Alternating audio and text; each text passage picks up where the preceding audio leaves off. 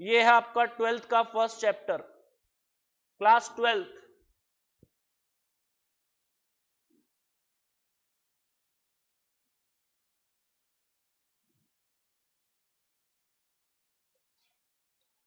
Yes student, ध्यान दीजिए। अब जब मैं पढ़ाऊं तो आपका कंसंट्रेशन होना चाहिए स्क्रीन पर। जब मैं बोलूं बेटा अब लिख लो, तो आपको लिखना है। जितनी डेफिनेशंस लिखाऊंगा वो साथ साथ लिखते जाइएगा। What is a matrices? देखिए एक वर्ड आया, मेरी तरफ ध्यान दीजिएगा सब। एक वर्ड आया मैट्रिक्स, एक पिक्चर भी थी वैसे मैट्रिक्स, और छोड़ो। एक वर्ड आया मैट्रिक्स। मैट्रिक्स एक सिंगुलर वर्ड है। कैसा वर्ड है? उसको अगर प्लूरल फॉर्म में, बेटा ध्यान किधर है? यस, मैट्रिक्स एक सिंगुलर वर्ड है। अगर उसको प्लूरल फॉर्म में बोला जाए तो क्या हो जाएगा? मैट्रिसेस। मैट्रिसेस मतलब एक मैट्रिक्स से ज्यादा। अब ये मैट्रिक्स है क्या? मैट्रिक्स क्या है? Collection of numbers, collection of elements. मतलब एक ट्रे ले लो आप, एक ट्रे ले लो और उसमें नंबर्स की अरेंजमेंट कर दो। देखिए मैं क्या बनाने जा रहा हूं। मैंने एक ट्रे टाइप का ले लिया, एक नंबर्स का कलेक्शन करना है, और मैंने लिख दिया 2 3 4 5 6 7। इसका मतलब आप किसी भी नंबर्स का कलेक्शन करेंगे और उसको किसी अरेंजमेंट में शो कर देंगे, that is called a matrix. That is called अ। ये कौन से वर्ड से बना है? देखिए मैट्रिक्स एक अरेंजमेंट है, मैट्रिक्स एक अरेंजमेंट है, तो इसको एक नाम दिया गया एरे। एरे किससे बना है? एरे बना है arrangement of numbers in tray. एक ट्रे टाइप का फिगर है जो मैंने बनाया हुआ है, ये देखिए यहां पर। उसमें कुछ नंबर्स को लिख दिया, तो हमने कहा matrix is a arrangement of numbers. उसको हमने एरे कह दिया। उसको हमने क्या कह दिया? एरे। अच्छा मेरी एक सवाल है आपसे, मेरा एक क्वेश्चन है, इसमें कितनी रोज है? और जब भी आप जवाब दो तो सारे एक साथ देना। इसमें कितनी रोज है? कितने कॉलम्स है? देखिए how many rows? 3 rows. And how many columns? 2 columns. एक का नाम हो गया R1, एक का नाम R2 और एक का नाम R3। कॉलम का नाम C1 और C2। C1 और C2। There are 3 rows and 3 columns. तो ये जो आप अरेंजमेंट देख रहे हैं इसको हम मैट्रिक्स कहते हैं। इसको हम क्या कहते हैं? मैट्रिक्स। देखिए बिल्कुल मैट्रिक्स के नीचे छोटे से पार्ट में ऑर्डर ऑफ अ मैट्रिक्स लिखा जाता है। क्या लिखा जाता है? Order of a matrix. Order, इस मैट्रिक्स का ऑर्डर क्या है? देखिए मैंने आपको बताया कि ऑर्डर क्या होता है। ये चैप्टर बहुत ही आसान है, केवल आपको सुनना है, समझना है, देखना है, और क्वेश्चंस के जब मैं बारी करूंगा, क्वेश्चंस आ चुके हैं, तब हमें क्वेश्चन सॉल्व करने हैं। मैंने एक वर्ड यूज में लिया ऑर्डर। ऑर्डर का मतलब क्या है कि हर मैट्रिक्स का एक ऑर्डर होता है। ऑर्डर का मतलब है number of rose, number of columns. How many number of rose and how many number of columns in a given matrix. तो देखिए यहां पर हुआ 3/2। ये जो मैंने साइन बनाया मल्टीप्लाई, इसका मतलब बच्चे मल्टीप्लाई समझते हैं, ये मल्टीप्लाई नहीं है, ये एक नोटेशन है। 3/2। आपने अपना बेड देखा है तो बेड अपन बोलते हैं ना 6/3, बोलते हैं नहीं बोलते हैं? ऐसे थोड़ी बोलते हैं 6 × 3 = 18, 6/3। तो ऑर्डर ऑफ अ मैट्रिक्स हम कैसे बोलते हैं? 3/2। क्या बोलते हैं? जितनी रोज जितने कॉलम्स वही उसका ऑर्डर कहलाता है, और वो हमेशा शो होता है यहां पर 3/2। मैट्रिक्स का ऑर्डर ऐसे होता है 3/2। चलिए हेडिंग लिखते हैं। Matrix is a, matrix is a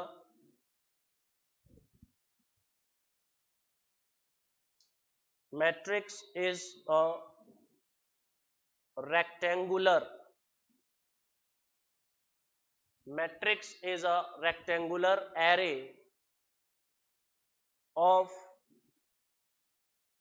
numbers or functions. Matrix is a rectangular array of numbers or functions. देखिए यहां पर मैंने कहा कि कोई भी नंबर्स को आप एक अरेंजमेंट करके लिख देंगे तो वो मैट्रिक्स बन जाएगा। मैट्रिक्स को हमेशा कैपिटल लेटर से शो करते हैं। किससे शो करते हैं? Matrix is showed, matrix is denoted by a capital letter. हमेशा स्मॉल लेटर से नहीं, कैपिटल लेटर से शो करते हैं। तो यहां पर मैंने एक वर्ड यूज में लिया है functions. Matrix is a rectangular array of numbers और फंक्शंस। फॉर एग्जांपल, एग्जांपल लिखिए। Let A is a matrix और मैंने उसमें कोई नंबर लिख दिया 2 3 4 5 6 7। एग्जाम्पल नंबर 2, सर आपने यहां पर फंक्शन वर्ड यूज में लिया है, बिल्कुल, तो आप ऐसा भी लिख सकते हैं sine theta, cos theta, tan theta और कॉट थीटा। इसका मतलब कोई भी मैट्रिक्स जो है वो नंबर्स में भी हो सकती है और फंक्शन में भी हो सकती है। सेकंड मैट्रिक्स का नाम मैंने दे दिया B. B is a matrix in which there is a function which is theta. तो जरूरी नहीं है कि आप नंबर्स ही रखें, आप नंबर्स के साथ फंक्शन भी रख सकते हैं, अकेले फंक्शंस भी हो सकते हैं, अकेले नंबर्स भी हो सकते हैं, that is called a matrix. तो मैट्रिक्स का जो साइन होता है वो मैंने आपको बना के दिखाया हुआ है। कई बच्चे बहुत कंफ्यूजन में कैसे करते हैं, ये वाला साइन बना देते हैं, देखो ये वाला साइन। तो ये जो साइन है ये मैट्रिक्स का नहीं है, ये साइन है डिटरमिनेंट का। किसका साइन है? किसका साइन है? आवाज नहीं आई। और ऊपर वाला किसका साइन है? अच्छा, डिटरमिनेंट का साइन ये होता है, जब आप इसको इस तरीके से शो करते हैं तो ये बन जाता है मैट्रिक्स का साइन। ठीक है सर, आगे की बात क्या चलती है कि ये जो मैट्रिक्स आपके सामने मिली, इसके बाद हेडिंग डालिए order of a matrix.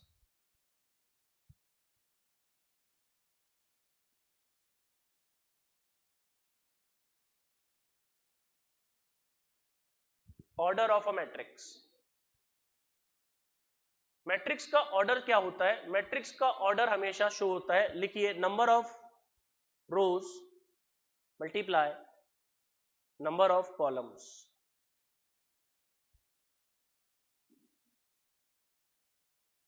Number of रोज को मैंने m से शो करा, नंबर ऑफ कॉलम्स को मैंने n से शो करा, तो ऑर्डर हो गया m by n। Order of a matrix is m by n।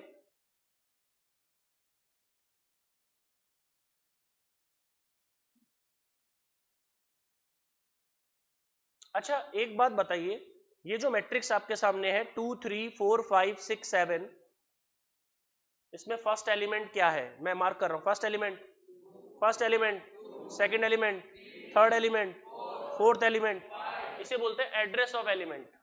क्या बोलते हैं? अब एड्रेस कैसे बताते हैं? जो आपका ये 2 है, ये जो आपका 2 है, ये है फर्स्ट रो और फर्स्ट कॉलम, फर्स्ट रो और ये जो आपका 3 है, ये कहां पर है? फर्स्ट रो और सेकंड कॉलम। तो इसको एक नोटिफिकेशन दिया गया, AIJ। I stands for row, J stands for column. तो जब जब मैं कहूंगा A11, A12, A21, A13, A22, इसका मीनिंग है एड्रेस ऑफ एलिमेंट। क्या मतलब है? जैसे मैंने कहा A11 first row first column, first row second column, second row first column, first row third column, तो ये सारे जो एलिमेंट्स होंगे उनके एड्रेस का पता लगेगा। तो हेडिंग डालिए एड्रेस ऑफ एलिमेंट।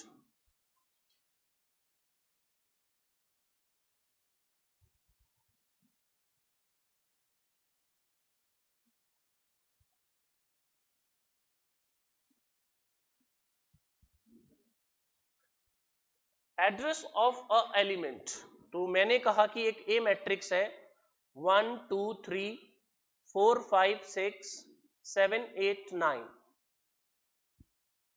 यहां पर एक एड्रेस हमें मिला जिसको हम शो करते हैं AIJ से। What is A11? That is 1। A12 first row second column, that is 2। A13 is first row third column 3।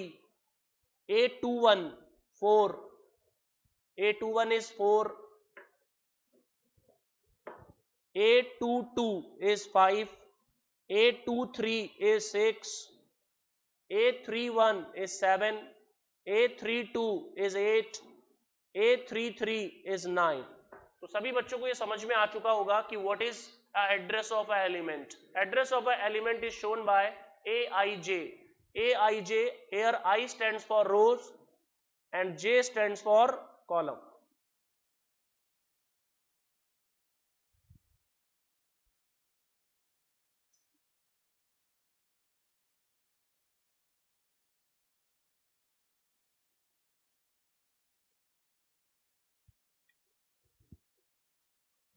अगला हेडिंग होगा हमारा general representation of a matrix.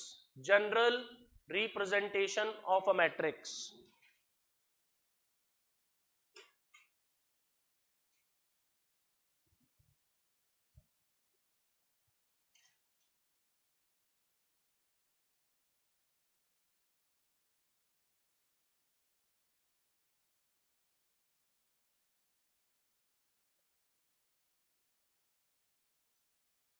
देखिए general representation of a matrix क्या होता है कि how many rows, how many columns, order कहां लिखा जाता है, क्या नंबर ऑफ रोज आगे तक चल सकती है, क्या नंबर ऑफ रोज फाइनाइट है या इनफाइनाइट है, किस तरीके से इसको डिनोट किया जाता है, शो किया जाता है, that is called a general representation of a matrix. Okay, अब जनरल रिप्रेजेंटेशन को हमने कैसे शो किया हुआ है। सपोज एक ए मैट्रिक्स है, पहले समझ लीजिए, पहले समझ लीजिए सारी बात, अभी कोई लिखेगा नहीं। Suppose we have a matrix ए।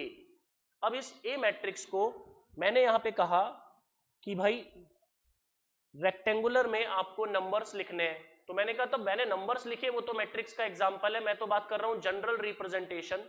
तो देखिए सबसे पहला A11, उसके बाद A12, उसके बाद A13, dot dot dot dot dot. तो बताइए जो लास्ट एलिमेंट होगा वो क्या होगा, क्योंकि ये रो तो फर्स्ट है, ये रो तो क्या है फर्स्ट, तो ये रहेगा A1n। n का मतलब जब भी एलिमेंट्स क्लोज अप होंगे, बाइंड अप होंगे, तो वो n तक चलेगा।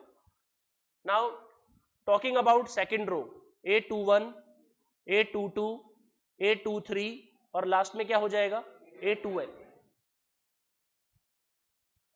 A31, A32, A33 dot dot dot A3n। अब इधर चलते गए हम धीरे धीरे, जब हम इधर गए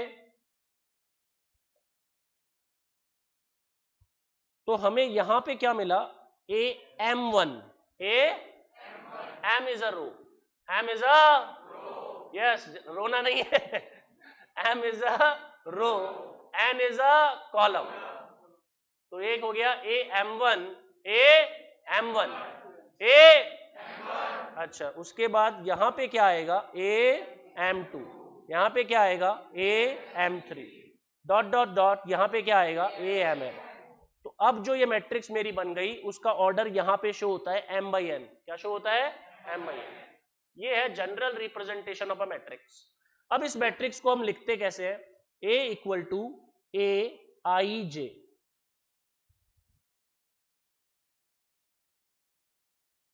कैपिटल A मैट्रिक्स का डिनोट है AIJ, I stands for row, J stands for column, where. अब मुझे बताओ ये I की वैल्यू कहां से स्टार्ट हो रही है, 1 से स्टार्ट हो रही है। I की वैल्यू कहां से स्टार्ट हो रही है, अरे I की वैल्यू कहां से स्टार्ट हो रही है, I की वैल्यू 1 से स्टार्ट हो रही है, और क्लोज कहां पे हो रही है, M पर, yes M। I starts by 1 ended by M, so 1 भी हो सकती है और M भी हो सकती है, तो ये कंडीशन है। अच्छा अब हम बात करते हैं J की। J की वैल्यू स्टार्ट हो रही है 1 से और क्लोज कहां पे हो रही है N पे। This is a general representation of a matrix, I am talking about this one, please note down.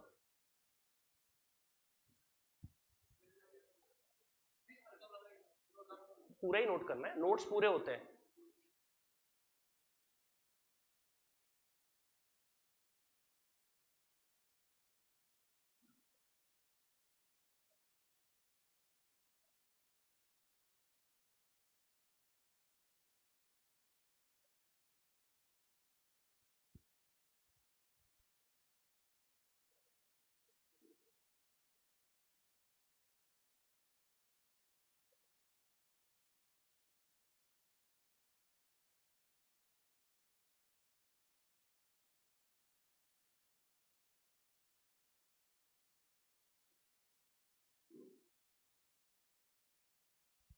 मैंने एक बात बोली थी कि calculators are allowed in a foundation exam. 12th में तो खैर इसका कोई पर्पस नहीं है, जो भी बच्चा कैलकुलेटर परचेज कर ले अभी से कर ले तो जो कैलकुलेटर वो परचेस करे उसका नाम है सिटीजन कंपनी का। कौन सा वाला?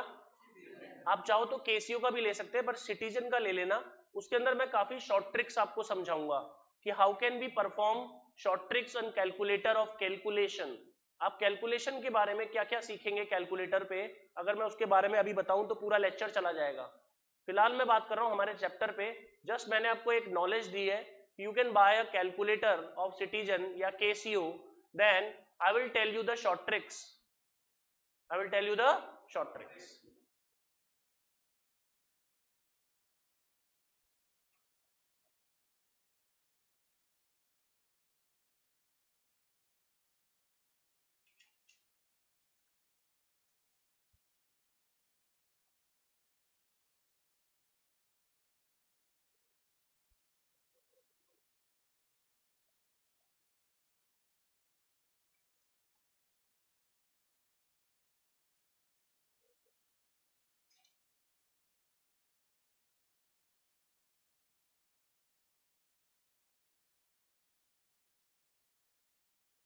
यस, तो यहां तक हमने देखा कि what is a general representation of a matrix. General representation of a matrix के बाद हमारा टॉपिक आता है टाइप ऑफ मैट्रिक्स। हेडिंग डालो, टाइप ऑफ मैट्रिक्स।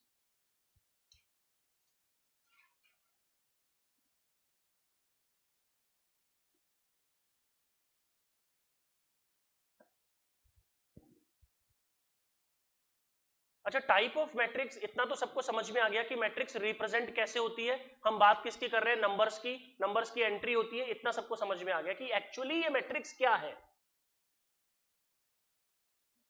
अच्छा, एक छोटा सा एग्जांपल लेते हैं, उसके बाद टाइप ऑफ मैट्रिक्स में चलते हैं। आई होप सभी को आ जाएगा, लिखना हो तो लिखना, नहीं तो मत लिखना। देखिए, हमारे पास है मेल, तो what is the application of matrix, इसकी जरूरत क्यों पड़ी। अगर हम कोई चैप्टर पढ़ रहे हैं तो पता होना चाहिए कि यार इसकी जरूरत क्या है, what is the need behind this. अगर कोई मैथमेटिक्स की है तो इसकी एप्लीकेशन क्या है। चलो बोर्ड पर देखो, मेल और फीमेल। तो एक फैक्ट्री में कुछ वर्कर्स थे, मान लीजिए 40 और 50। तो ये फैक्ट्री 1 थी, इसके पड़ोस में एक और फैक्ट्री थी जहां पे 20 और 30 है। This is a mathematical expression. अरे बोलिए तो सही। अच्छा, तो इसको एक फॉर्मेट में हमने शो करना है जो एक मैट्रिक्स है। तो क्वेश्चन ऐसे बोलता है कि express these mathematical expression in terms of matrix having 2x2 order, having. अच्छा, इसका मतलब एक पर्टिकुलर एक्सप्रेशन को या एक पर्टिकुलर प्रॉब्लम को अगर आप किसी और वे में रिप्रेजेंट करते हैं तो वो मैट्रिक्स की फॉर्म में शो हो सकता है। इसका ऑर्डर कितना बोला है? क्यों बोला है बताओ? क्योंकि इसमें 2 रो है और 2 कॉलम है। यस, तो हम इस पूरे को इस तरीके से मैट्रिक्स में शो कर देंगे। ये बात सबको समझ में आ गई? अरे बोलो तो सही। क्योंकि इसका ऑर्डर क्या है? 2x2, 2 रोज 2 कॉलम्स। चलो फैक्ट्री तीसरी भी आ गई। जो भी मैं बात बोलूंगा एक बार बोलूंगा, आई होप सबको समझ में आ रही होगी तो दिक्कत ही नहीं होती। बट किसी का ध्यान अगर बीच में चूका और बाद में उसने रेज हैंड किया कि सर एक बार वापस रिपीट करो, तो I will not do. Factory number 3, factory number 3 आ गई और वहां पे वर्कर्स है 10 और 20। क्या ये ऑर्डर 2x2 मेंटेन चलेगा क्या? ऑर्डर क्या होगा? ऑर्डर क्या होगा? 3x, अरे 3x3 और 3x2। यस, 3 रोज 2 कॉलम्स, 3 रोज। तो हमें सब कुछ पता लग जाता है कि ये मैट्रिक्स क्यों आई और इसकी नीड क्या है। पहला एग्जांपल सबको समझ में आ गया? और एग्जांपल दूं? चलिए दूसरा, व्हाट इज द एप्लीकेशन। दूसरा example, x plus 2y equal to 10, x plus 2y equal to x minus 3y equal to 20। मेरा पहला question, how many equations? How many equations? अच्छा, in equation 1 what is the coefficient of x? 1। What is the coefficient of y? Okay, इसका मतलब एक matrix representation किसका होता है? Simultaneous linear equation को शो करने का मेथड। देखिए, अगर मैं x और y के कोफिशिएंट ले लूं, x और y के कोफिशिएंट, तो ये बनेगा 1 2 1 माइनस 3, एक मैट्रिक्स बनेगी या नहीं बनेगी? अरे बताओ तो सही। उसके बगल में मैंने x और y लिख दिया और इनके बीच में मल्टीप्लाई का साइन लगा दिया और साइड में लिख दिया 10, 20। तो ये एक प्रेजेंटेशन हो गया। किसी भी linear equation, system of linear equation को प्रेजेंट करने का एप्लीकेशन है मैट्रिक्स। जितने भी मैंने दोनों एग्जांपल दिए आपको पता लग गया होगा मैट्रिक्स चैप्टर पढ़ा क्यों जाता है, बिकॉज कि भाई इस टाइप की प्रॉब्लम्स को सॉल्व करने के लिए, इस टाइप की प्रॉब्लम्स को सॉल्व करने के लिए। Get it? अरे बोलो तो सही। क्या लिखा मैंने heading? Type of number 1 row matrix, heading डालो। Number 1 is row matrix.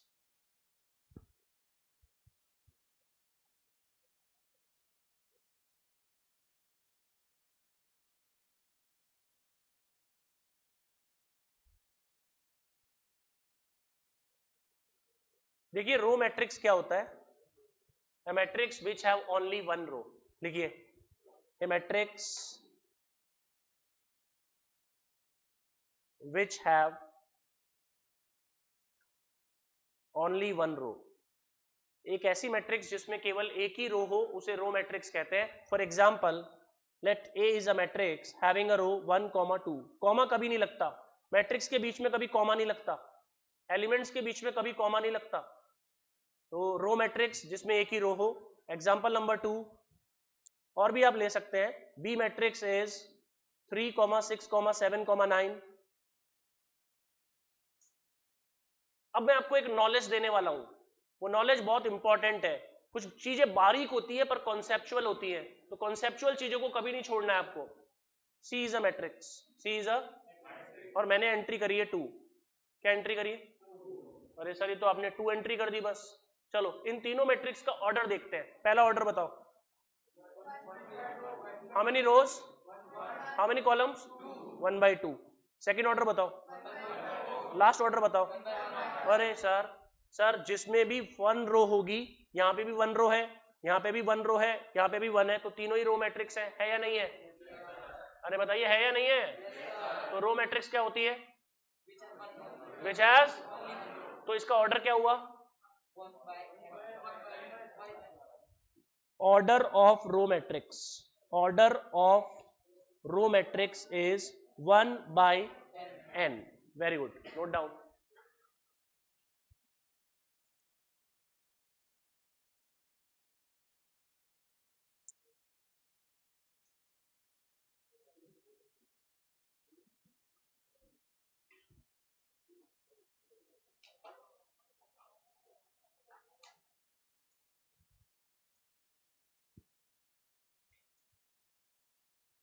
Row matrix के बाद लिखिए column matrix.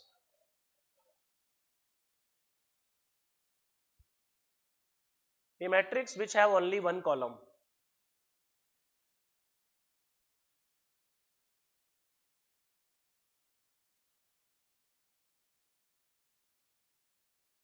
A matrix which have only one column is called a column matrix।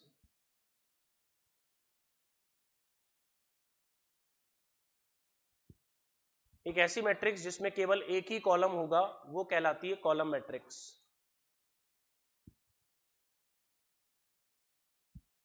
A matrix which have only one column। तो sir इसके भी example दे दीजिए। मैंने कहा A इक्वल टू 2, 3 एक ही कॉलम है, B equal to 1, 2, 3 and C equal to only 3। First का ऑर्डर क्या हो गया? 2/1, 2/3/1 और 1/1। इसमें एक ही कॉलम है, इसलिए ऑर्डर ऑफ कॉलम मैट्रिक्स क्या हो गया? यस। एक बार इनटू ना बोल के आप क्या बोले? m/1।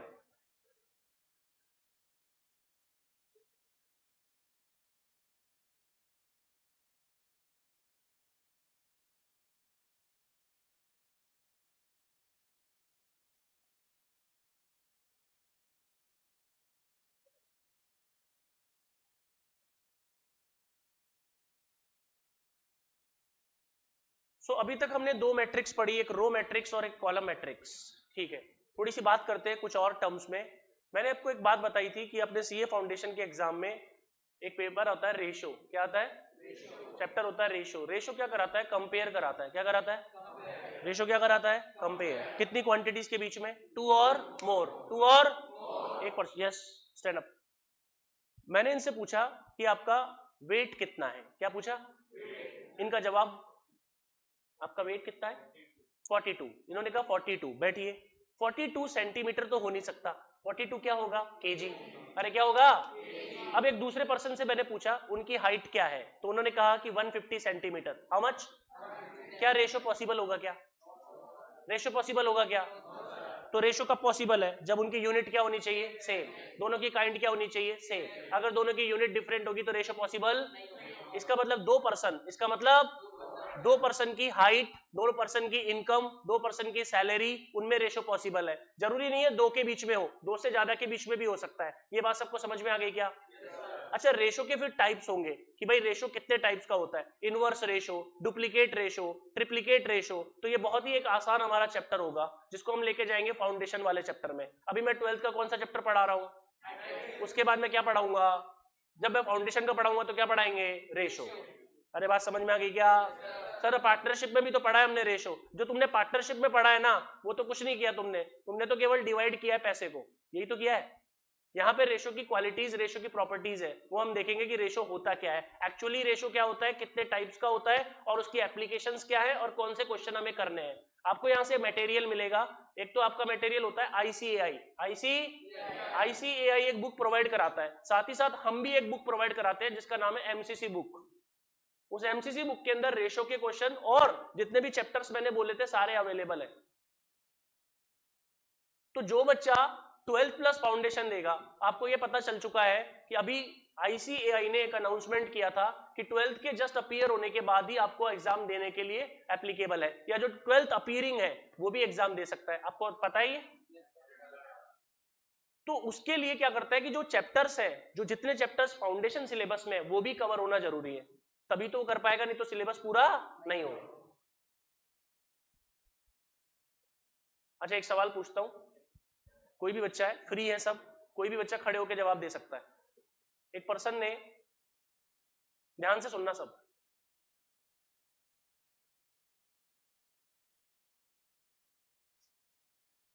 एक पर्सन ने बैंक में 1 लाख रुपए डाला। कितना डाला, अरे कितना डाला, कितना डाला, 1 लाख। बैंक ने उसको दिया 2 लाख। पर्सन ने बैंक में डिपॉजिट किया 1 लाख, बैंक ने उसको वापस किया 2 लाख। कितना, इस बात को हो गए हैं 10 साल। कितने साल हो गए, यानी कि 10 साल में उसने 2 लाख रुपए दिया। तो रेट क्या हुई, रेट क्या हुई, 10% पर एनम। अब देखो, कुछ बच्चों ने जवाब दे दिया, कुछ को पता ही नहीं कि यार ये हुआ क्या। मेरा एक छोटा सा सवाल है, आप बताइएगा, आपको केवल जवाब देना है। पर्सन ने डिपॉजिट कितना किया था, आवाज नहीं आई, पर्सन ने डिपॉजिट कितना किया था, पर्सन को मिला कितना, रिसीव अमाउंट कितना है, रिसीव अमाउंट, अरे जो 2 लाख मिला ना, रिसीव अमाउंट कितना है, डिपॉजिट अमाउंट कितना है, उसने इंटरेस्ट कितना कमाया, 1 लाख। उसने इंटरेस्ट कितना कमाया, इंटरेस्ट में रेट का डिवाइड कर दो, टाइम आ जाएगा।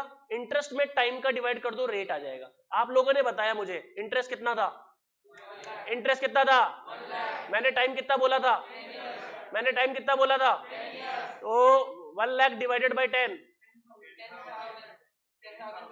हाँ ठीक है, ये इसकी रेट होगी। अरे बात समझ में आई क्या आपको, अरे बताओ तो सही यार।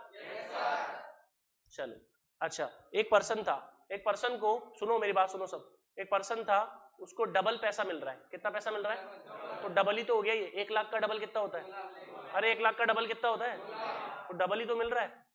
तो जो डबल मिलता है ना, तो जितना उसने कमाया उसमें रेट का डिवाइड करते हैं तो टाइम आता है, और टाइम का डिवाइड करते हैं तो रेट आता है। अब मैं पूछ रहा हूं आपसे, एक पर्सन ने 100 रुपए डिपॉजिट किया। कितना किया, ध्यान से सुनना, बड़ा आसान है, आपको समझ में आ जाएगा। एक पर्सन ने कितने रुपए डिपॉजिट किए, उसे मिले 500। कितने मिले, कितने मिले, कितने मिले, इस बात को डिपेंड हो गया 16 साल। कितने साल, अब रेट क्या लगी,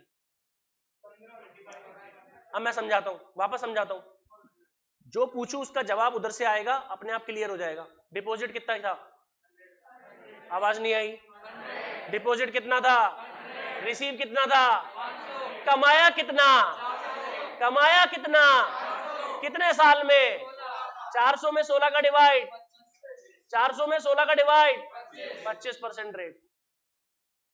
अरे वाह सर, ये तो बढ़िया तरीका बताया आपने। डिपॉजिट, रिसीव, इंटरेस्ट, इंटरेस्ट में टाइम का डिवाइड रेट आ जाएगा, इंटरेस्ट में रेट का डिवाइड टाइम आ जाएगा। अच्छा सर ये चैप्टर है, करेंगे सर, जब भी करेंगे तब देखेंगे फाउंडेशन में सिलेबस के दौरान। अभी मेरा पहली मैट्रिक्स क्या थी? रो मैट्रिक्स के बाद थर्ड मैट्रिक्स लिखो।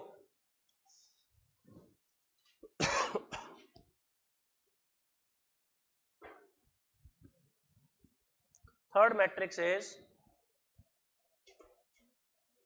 rectangular matrix. Third matrix is rectangular matrix.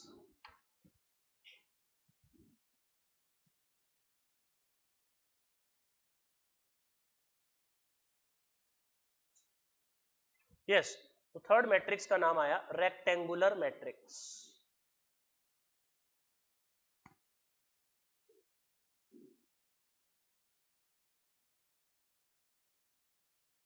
अच्छा नाम से समझ में आ रहा है सर, रेक्टेंगुलर मतलब वो रेक्टेंगल में तो आपने पहले भी बनाया है, सारी मैट्रिक्स को आप रेक्टेंगल में ही शो कर रहे हो, तो फिर इसका नाम रेक्टेंगुलर मैट्रिक्स क्यों है? इन्होंने बोला कि रोज आर लेस देन कॉलम। नहीं ऐसा नहीं है, पहले समझते हैं पहले। यस, क्या कहा? यस, ठीक है, आप सब लोग सुने। रेक्टेंगुलर मैट्रिक्स क्या होती है? जिसमें number of rows is not equal to number of columns. जब जब रोज और कॉलम्स इक्वल नहीं होंगी वो सारी मैट्रिक्स का नाम क्या होगा? रेक्टेंगुलर। मतलब कि m is not equal to n. Whenever m is not equal to n, these matrices are called rectangular matrix. For example, A matrix है 2, 2, 3, 6, 6, 7. What is the order? Order बताओ। तो m और n इक्वल नहीं है, m इसका 2 है, n equal to 3 है, तो ये कौन सी मैट्रिक्स हुई? रेक्टेंगुलर। अच्छा अब जो मैं मैट्रिक्स बना रहा हूं उसका ध्यान दीजिए, 2, 3, 4, 5। ऑर्डर बताइए। 2 by 2, तो इसमें तो क्या हो गया? रोज और कॉलम्स, तो फिर ये रेक्टेंगुलर है क्या? तो फिर इसका नाम क्या होगा? Square matrix. स्क्वायर मैट्रिक्स बोलो। तो अभी मैं क्या पढ़ा रहा हूं? Rectangular matrix. रेक्टेंगुलर मैट्रिक्स की डेफिनेशन है where number of rows is not equal to number of columns. Note down.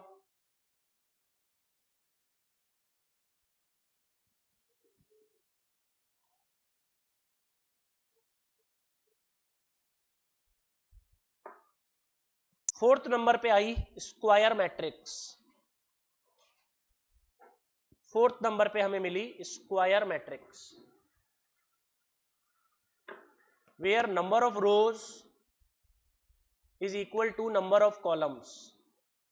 जब नंबर ऑफ रोज और नंबर ऑफ कॉलम्स इक्वल होते हैं तो वो कहलाती है स्क्वायर मैट्रिक्स। मतलब कि m equal to n, when m is equal to n that matrix is called square matrix. Examples are a equal to 4, 5, लिख लिया, 4, 5, 6, 7, 4, 5, 6, 7, तो इसका ऑर्डर क्या हो गया? 2 by 2। एक और एग्जांपल लेते हैं, A matrix is equal to 3, 6, 3, 2, 1, 3, 7, 1, 2। इसका ऑर्डर क्या है? 3 by 3। These are the example of square matrix और rectangular matrix।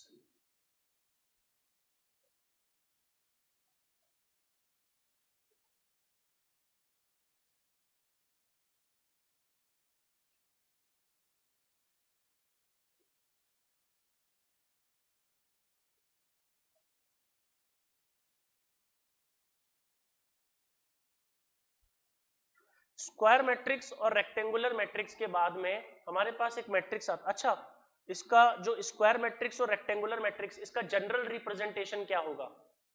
जनरल रिप्रेजेंटेशन तो क्या है सर? आप कोई भी नंबर्स का कलेक्शन लिख रहे हैं, तो आप कह सकते हैं कि भाई एनी नंबर्स, जितने भी नंबर्स हैं, मतलब आपके ए आई जे है, तो ए आई जे में क्या होगा कि व्हेनेवर आई, देखिए रेक्टेंगुलर मैट्रिक्स और स्क्वायर मैट्रिक्स की खास बात देखना एक बार, स्क्वायर मैट्रिक्स की देखना, अब सभी लोग का ध्यान होना चाहिए,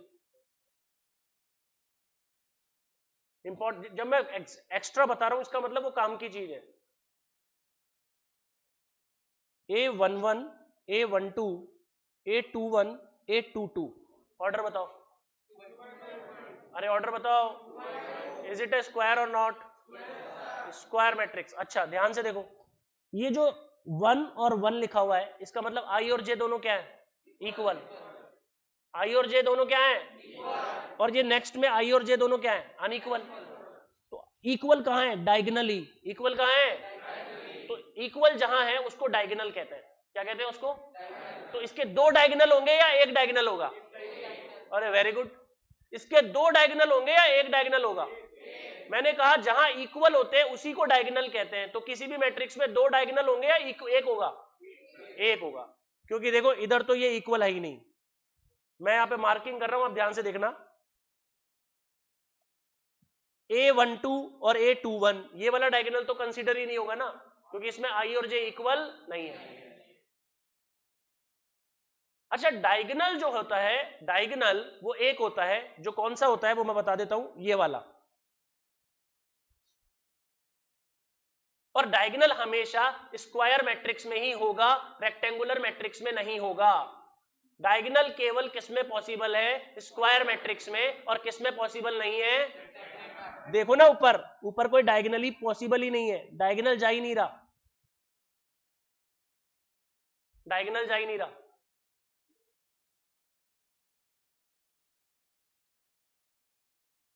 हेडिंग डालो, fifth matrix, diagonal matrix.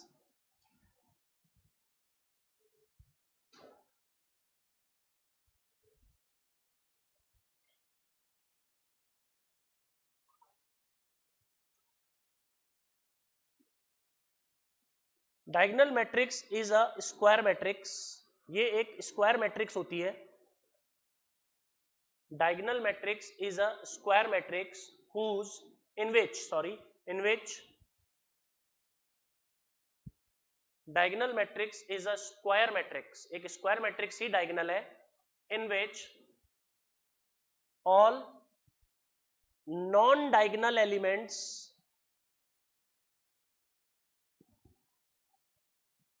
Are zero. एक ऐसी मैट्रिक्स जिसमें डायगोनल के अलावा जितने भी एलिमेंट्स हैं वो कंपलसरी क्या होने चाहिए, जीरो होने चाहिए, उसको डायगोनल मैट्रिक्स कहते हैं। For example A equal to, यहां मैंने डायगोनल लिख दिया, और इसके अलावा जितने भी एलिमेंट्स लिए 2 by 2 में वो मैंने जीरो लिए हैं, वो मैंने क्या लिए हैं, जीरो लिए, that is called a diagonal matrix. We have another example, B matrix equal to 6 7 3 0 0 0 0 0 0, all the non-diagonal elements are zero, all the non-diagonal elements are zero, that is called a diagonal matrix।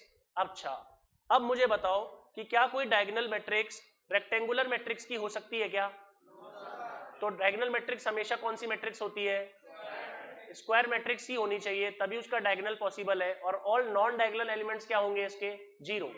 अब मैं इसका बता रहा हूं general representation जो आपको note करना है, देखो पहले समझिए, A equal to A I J, A equal to A I J. अब क्या हुआ, A I J is equal to क्या, A I J is equal to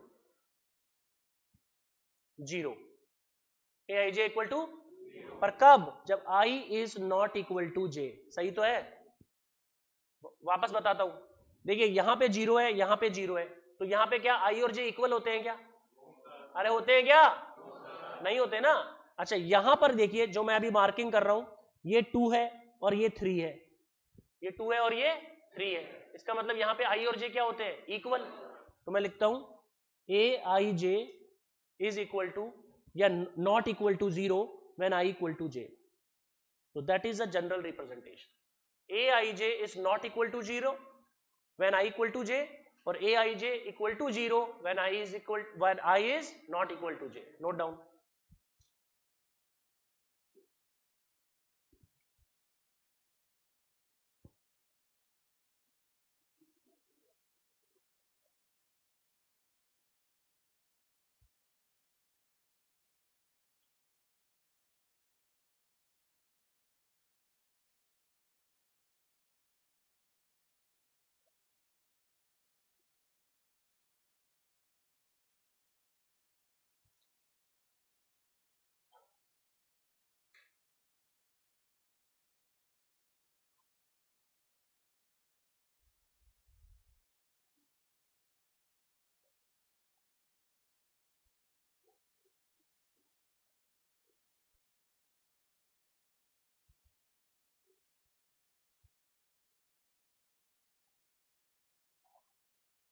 fifth matrix के बाद, डायगोनल मैट्रिक्स के बाद sixth matrix is scalar matrix.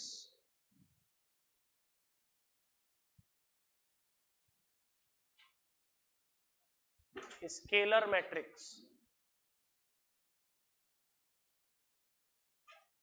अब scalar matrix is also a diagonal matrix. Scalar matrix diagonal matrix ही होती है. अच्छा, फिर क्या खास बात है? जो इसके डायगोनल एलिमेंट्स थे, किसके? डायगोनल मैट्रिक्स के, वो सारे के सारे कांस्टेंट थे या अलग अलग थे? तो जिसमें कांस्टेंट हो जाएंगे, जिसमें सेम हो जाएंगे, उस मैट्रिक्स का नाम क्या होगा? स्केलर. लिखो, scalar matrix is a diagonal matrix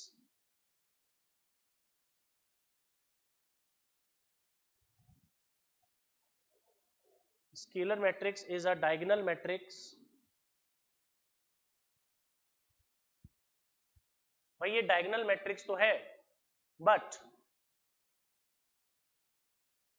in which all the diagonal elements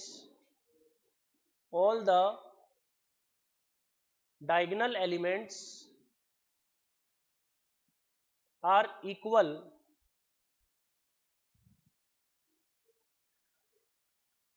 all the diagonal elements are equal.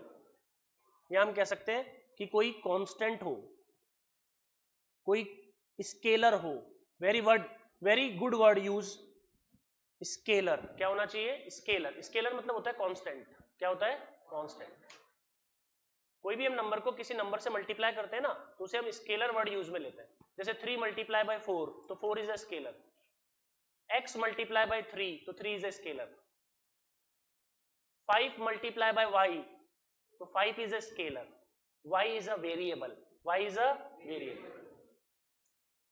Scalar मतलब एक कांस्टेंट नंबर. तो हमने कहा स्केलर मैट्रिक्स एक डायगोनल मैट्रिक्स है. अब मेरा सवाल आपसे यह है कि क्या स्केलर मैट्रिक्स डायगोनल होती है या स्क्वायर होती है? स्केलर मैट्रिक्स स्क्वायर होती है या डायगोनल होती है? बोथ. क्या होती है? बोथ. उसको स्क्वायर तो होना ही पड़ेगा ना, क्योंकि वो डायगोनल है, तो स्क्वायर तो होना ही पड़ेगा. मतलब रेक्टेंगुलर मैट्रिक्स में स्केलर नहीं होती, रेक्टेंगुलर मैट्रिक्स में डायगोनल भी नहीं होती, तो स्केलर कहां से होगी? एग्जांपल लिखिए. A matrix equal to 6, 6, 0, 0. B matrix is equal to 3, 3, 3, 3, 0, 0, 0, 0, 0, 0. तो हमने क्या करा है? डायगोनल पे कांस्टेंट नंबर लिया है, स्केलर नंबर लिया है.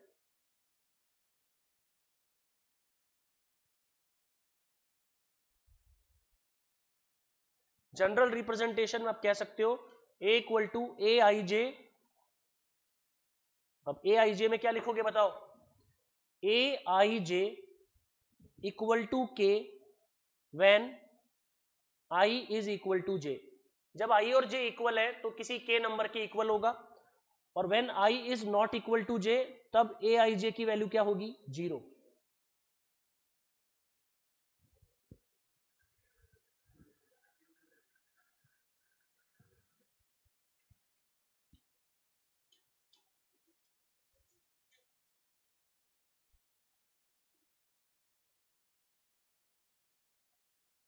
जैसे ही लेक्चर कंप्लीट होगा मैं किसी भी स्टूडेंट से पढ़ाया हुआ पूछ सकता हूँ, इवन थोड़ा सा इंट्रोडक्शन करके, ताकि रिवाइज हो सके, ओरल रिवीजन हो सके। मैं पूछूंगा आपका आंसर तो बाकी बच्चों को और क्लियर होगा, उनको और याद हो जाएगा। तो ये ध्यान रखना, अपन अभी तक अपन ने क्या क्या पढ़ा है, बाद में जैसे ही क्लास ओवर होगी तो लास्ट के 5 मिनट हम ओरल रिवीजन करेंगे।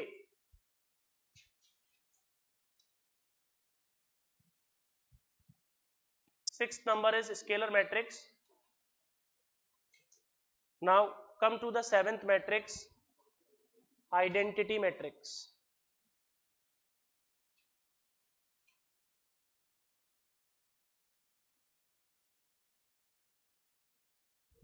Seventh matrix is identity matrix. Identity matrix जो है वो स्क्वायर भी होगी, डायगोनल भी होगी और स्केलर भी होगी। अरे फिर इसकी खास बात क्या होगी सर? अगर ये स्केलर भी हो गई, स्क्वायर भी हो गई, डायगोनल भी हो गई, फिर क्या खास बात हो गई? मैंने कहा इसके जो डायगोनल होंगे ना, क्या होंगे? अरे क्या नहीं, क्या होंगे? डायगोनल्स क्या होंगे? वो 1 होंगे, 1।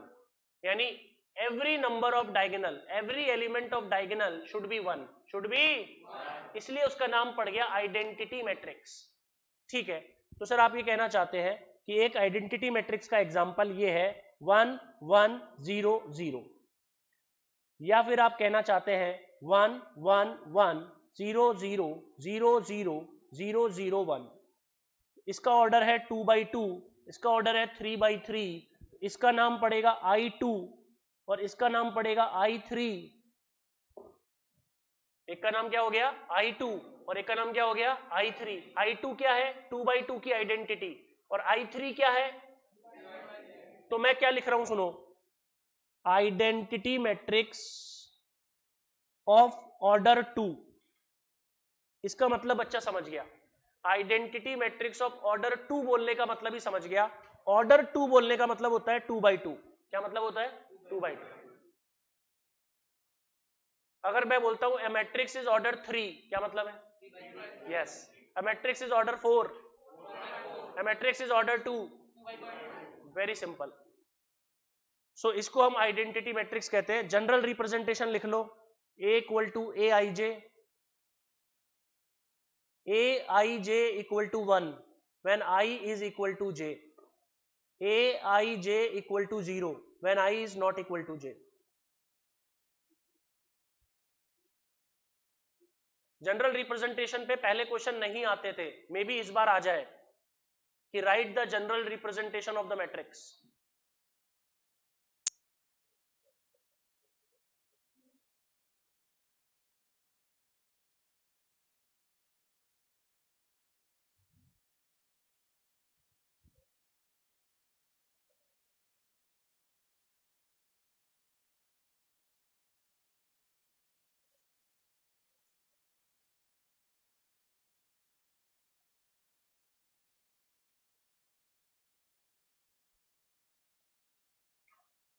Now, seventh matrix is identity matrix.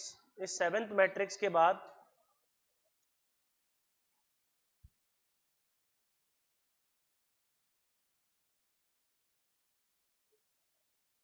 Eighth matrix will be null matrix. Null, null को बोलते हैं एम्प्टी।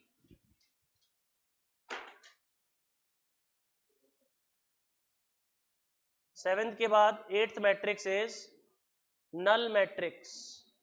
नल मैट्रिक्स को हम बोलते हैं एम्प्टी मैट्रिक्स।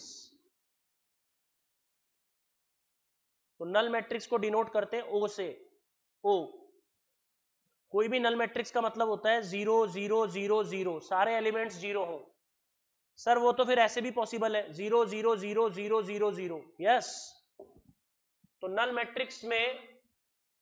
मैट्रिक्स में पहला ऑर्डर क्या है? 2/2। अरे बोलो ना। और अगला वाला ऑर्डर, इसका मतलब ये रेक्टेंगुलर भी पॉसिबल है और स्क्वायर भी पॉसिबल है। नल मैट्रिक्स स्क्वायर मैट्रिक्स की भी होती है और रेक्टेंगुलर मैट्रिक्स की भी होती है, क्योंकि नल मैट्रिक्स का मतलब होता है ऑल एलिमेंट्स 0, तो वो तो रेक्टेंगुलर में भी पॉसिबल है और स्क्वायर में भी पॉसिबल है। ठीक है सर।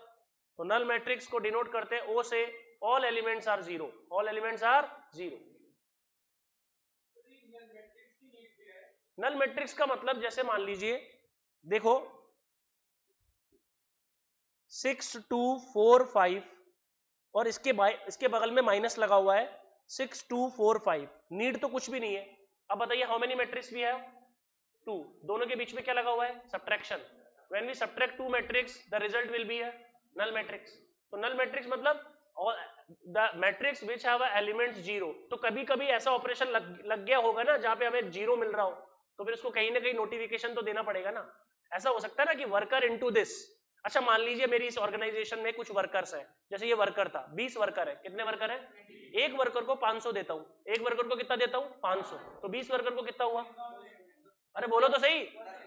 और दूसरी दूसरी जो कंपनी है वो भी 10,000 देती है, तो मैंने कहा डिफरेंस बताओ, तो कहता नल मैट्रिक्स आएगी या नहीं आएगी? इसलिए इसकी नीड है।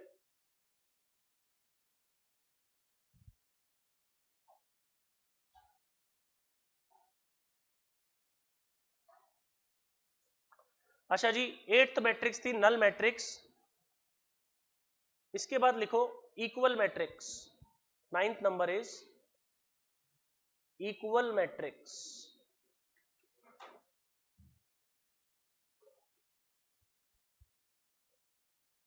एक बार वो जूम वाले बच्चों को देखना,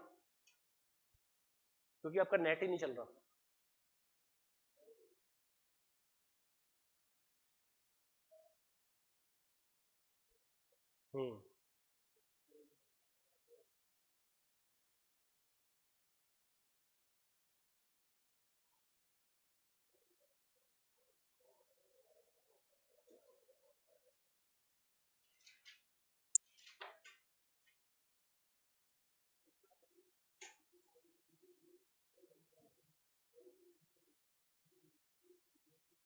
yes, now we have a equal matrix.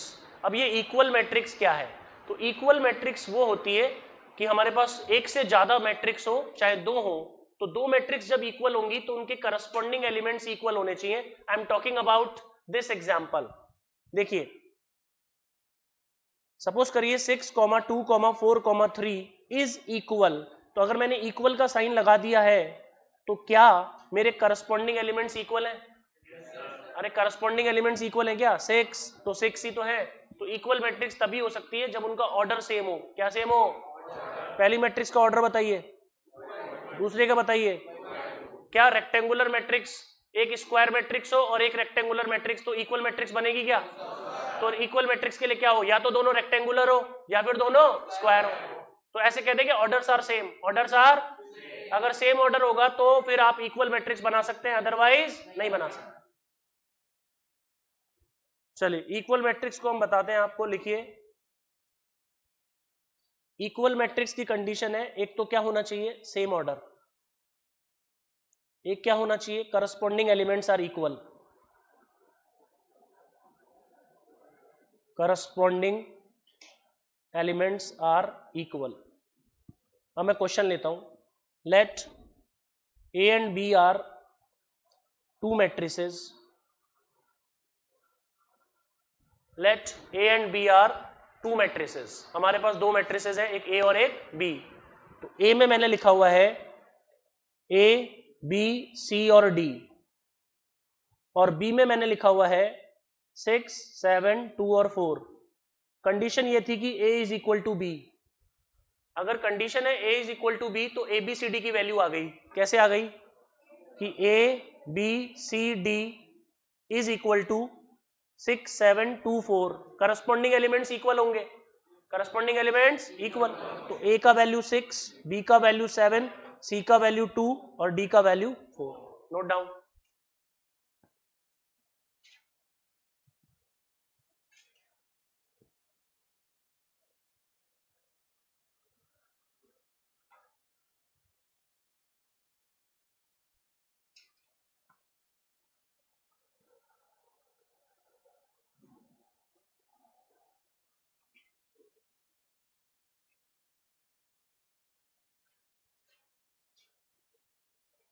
अच्छा अब मुझे जवाब दीजिएगा, क्योंकि मैंने सारे टाइप ऑफ मैट्रिक्स बताए, एड्रेस ऑफ अ मैट्रिक्स बताया।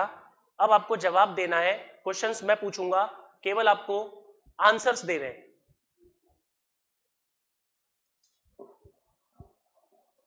तैयार हो जाइए और मैं क्वेश्चन पूछता हूं। अब पहले ध्यान से सुनना है, उसके बाद उसका आंसर देना है।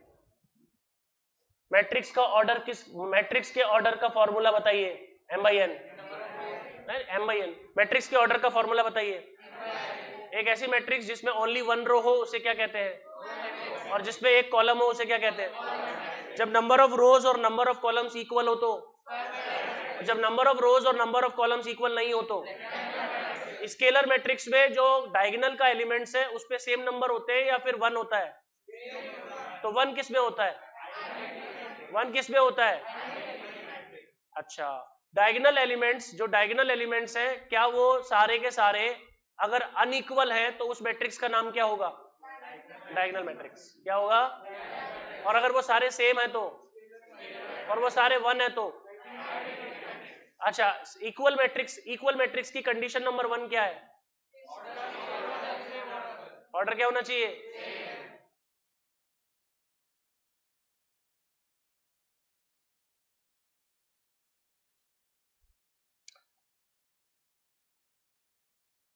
अब एक छोटी सी बात आपको बता देता हूं।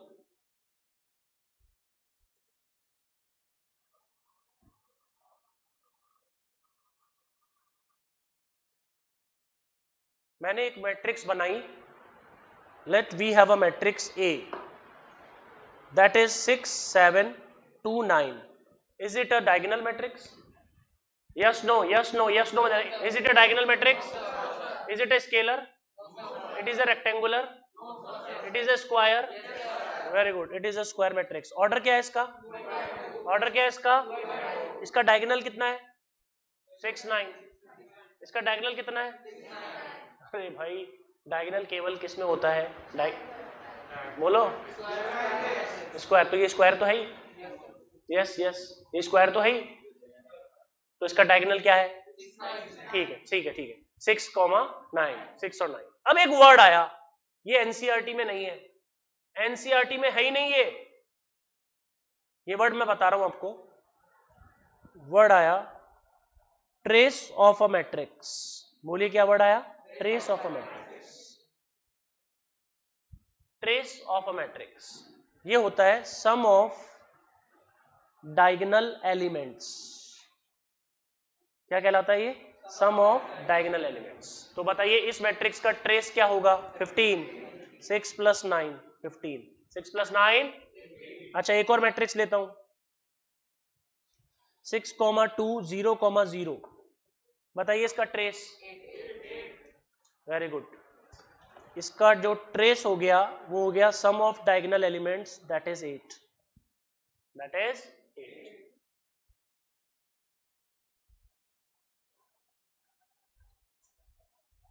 अब हम करते हैं क्वेश्चन। तो sum of diagonal elements is known as trace of a matrix, trace, TRACE।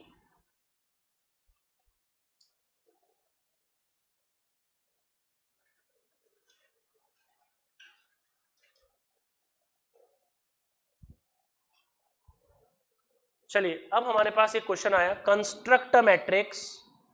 ये आपका एनसीईआरटी का question, construct a matrix, construct a matrix of order 3/2, of order 3/2 where Aij is equal to I plus 2j। देखिए, construct a 3/2 matrix where Aij equal to I plus 2j। अब इसका आपको solution करके आना है, तो बड़ा ही सिंपल है। पहला जवाब कि किस ऑर्डर की मांग रहा है, तो रोज कितनी लोगे, अरे रोज कितनी लोगे, कॉलम कितने लोगे, ऑर्डर क्या है 3/2, ऑर्डर क्या है, तो 3 रोज। इसका मतलब A11, A21 और A31। हालांकि मैं सारे ही एलिमेंट ले लेता हूं, सारे ही एलिमेंट ले लेता हूं, मुझे क्या कैलकुलेट करना है, Aij। क्या कैलकुलेट करना है, Aij। तो A11, A12, A21, A22, 3/2 है ना, A31 और A32। ये अपन को कैलकुलेट करना पड़ेगा। सबसे पहले A11 मतलब i का वैल्यू 1 और j का वैल्यू 1, तो हम यहाँ पे पुट कर देंगे i का वैल्यू 1 और j का वैल्यू 1, यहाँ पे पुट कर देंगे तो 1 + 2 कितना हो जाएगा 3, i का वैल्यू 1, 1 + 2 × 2 5 हो जाएगा। अब हम i का वैल्यू 2 पुट करेंगे और j का वैल्यू 1 पुट करेंगे तो 2 + 2 4, अब i का वैल्यू 2 और j का वैल्यू 2, 2 + 4 6, अब i का वैल्यू 3 और j का वैल्यू 1 5, और 3 और 2 पुट करेंगे तो 9 7, 3 + 4, तो हमें एक मैट्रिक्स मिल जाएगी, कंस्ट्रक्ट अ मैट्रिक्स। तो ये मेरा बन जाएगा 3, 5, 4, 6, 5, 7, this is a 3/2 where aij = i + 2j, i + 2j। तो आई होप ऐसा क्वेश्चन आप इजीली कर सकते हैं। अच्छा ये मॉड्यूलस लगा हुआ है, मॉड्यूलस में लगा हुआ है -x, तो ये नेगेटिव माना जाए पॉजिटिव? अरे बोलो। अच्छा ये -4 है, तो अब इसकी वैल्यू 4 होगी या -4? अच्छा मॉड्यूलस में पॉजिटिव लेते हैं। अच्छा तो अभी मॉड्यूलस नहीं लगा हुआ, जहां मॉड्यूलस लगा हुआ वहां ले लेंगे। हालांकि ये -x अलग है, इसे कहते हैं मॉड्यूलस फंक्शन। क्या कहते हैं? मॉड्यूलस फंक्शन x भी होता है -x भी होता है, पर अगर अपन ऐसी इसकी बात करते हैं ना -4, तो इसकी वैल्यू पॉजिटिव ही होती है। क्या होती है? पॉजिटिव। बट जब वेरिएबल होगा तो वह मॉड्यूलस फंक्शन होगा, दैट विल बी x और -x, x और -x।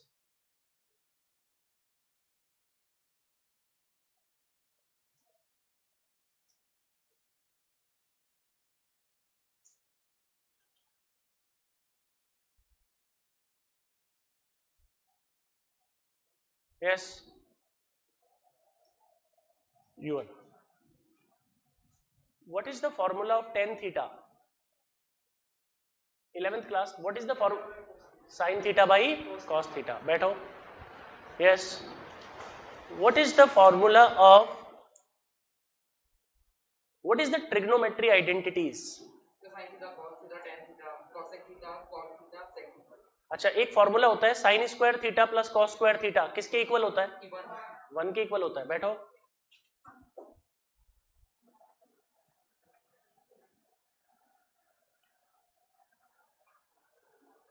Yes. What is a complex number? What is a complex number? अच्छा ठीक है, मैथ्स नहीं था, ओके। देखिए मैट्रिक्स क्या है? एक क्वांटिटी है। मैट्रिक्स क्या है? एक क्वांटिटी। क्वांटिटी कैसे? बोले सर एक ऐसी टर्म है जिसको हम मैथमेटिकल टर्म में पढ़ना चाहते हैं, बस एक क्वांटिटी है ये। जैसे कॉम्प्लेक्स नंबर एक क्वांटिटी होती है, कॉम्प्लेक्स नंबर 11th क्लास में पढ़ा होगा आपने मैथमेटिक्स में। जैसे कॉम्प्लेक्स नंबर एक क्वांटिटी है, वैसे मैट्रिक्स भी एक क्वांटिटी है। अब मुझे वो बताओ जिनके पास मैथमेटिक्स नहीं थी, मतलब ऐसे बच्चे जो मैथमेटिक्स बैकग्राउंड के नहीं है, raise your hand. 1 2 3 4 5, okay okay. तो ये जो हम बात कर रहे हैं, इस चैप्टर को आपने आसानी से देखा और ये चैप्टर आपको आसान ही लगा। तो जो बच्चे मैथमेटिक्स के नहीं है कोई बात नहीं, फाउंडेशन के जितने भी चैप्टर हैं, मेरा डायलॉग सुन लेना आप लोग, फाउंडेशन के जितने भी चैप्टर्स मैथमेटिक्स के हैं, उसका मीनिंग ये नहीं है कि आपने 12th में मैथमेटिक्स पढ़ा तो ही आएंगे, आपको जरूरी नहीं है।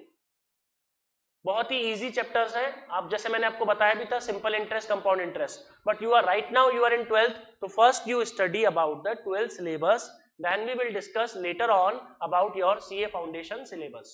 ठीक है, तो आज की क्लास में हमने क्या पढ़ा है? मैट्रिक्स। आई होप सबको समझ में आया होगा, और कल हम इसको आगे बढ़ाएंगे, कल हम इसके क्वेश्चंस करेंगे। Till then good bye, thank you so much.